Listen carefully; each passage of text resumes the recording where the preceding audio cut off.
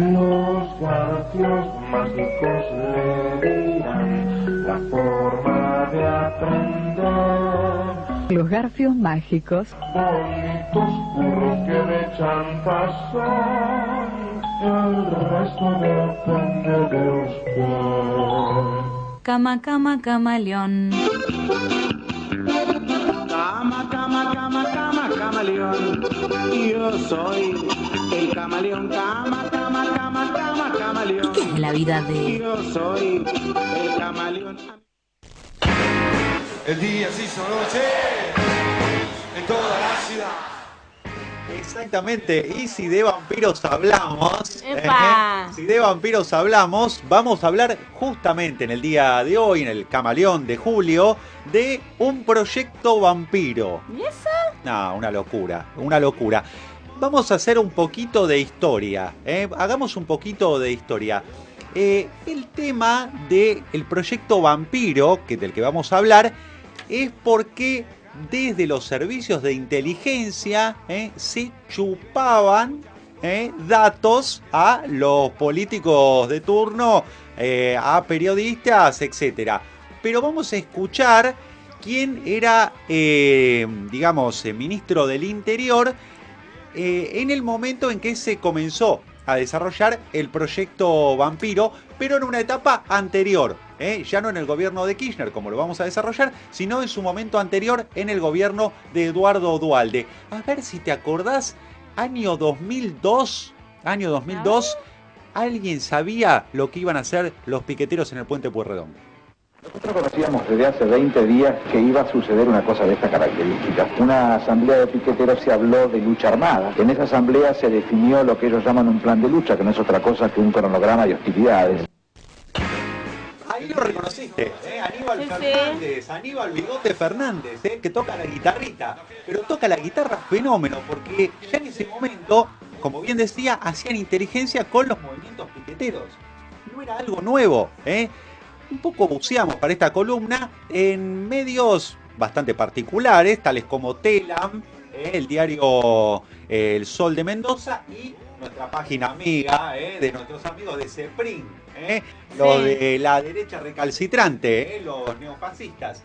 Pero un poco para intentar armar el rompecabezas del proyecto Vampiro, podemos decir que el proyecto Vampiro nace como fruto de otro montón de proyectos que intentaron comenzar con este desarrollo de las comunicaciones, a intentar captar datos de distintas personas. En el 2001, 2002, reconocen en estos artículos vinculados al proyecto Vampiro que lo que se hacía era chupar información de los movimientos sociales. Sí. Ahí tenías el caso de que planteaba bien Aníbal Fernández, en un puesto jerárquico del Estado. O sea, la información le llegaba, estaba organizado como para saber qué iba a pasar. No fue al azar, no fue al voleo, no fue Franchotti y 4 giles más, evidentemente. Lo curioso es que Aníbal, cuando volvió a tener el poder del Ministerio del Interior, volvió a armar basecitas, ahora un poquito más modernizado, para investigar, en este caso, un poquito más. Vamos un poquito más allá, vamos también con funcionarios, vamos también con otro tipo de, de gente a la que nos interesa averiguar algunos datos. ¿Qué pasó? ¿Cuál fue el problema del proyecto Vampiro? Sí. El proyecto Vampiro tuvo la dificultad que la gente que mandó a Aníbal para averiguar información, de golpe la comenzó a vender. Claro, ahí lo tenés al ex jefe de inteligencia, el Tata Joffre, Sí. que, claro, se le ocurrió que podemos extorsionar y con eso apretar a otros, vendiendo aquí la información a los periodistas. Entonces, estamos hablando de una base que en el 2005 comenzó a rastrear emails de funcionarios, famosos, etcétera, y con eso vendérselo a los periodistas para que hicieran sus negocios, particularmente el diario Ámbito Financiero y La Nación. Bien. Que después, bueno, ahí los tenés, a Carlos Pañi, lo tenés a nuestro amigo Roberto García. Bueno, no nos vamos a meter demasiado en ese tema, pero sí, escuchemos un poco. Cuando uno piensa Proyecto Vampiro y piensa en datos, de sistematización de datos, pareciera una barbaridad lo que uno está diciendo, pareciera que no pudiera ser así, que el gobierno no tiene nada que ver y que por ahí fueron 4, 5, 10 loquitos, el Tata Joffre a la cabeza, que se les ocurrió hacer esto. Pero acordate del otro proyecto que estaba dando vueltas, a ver.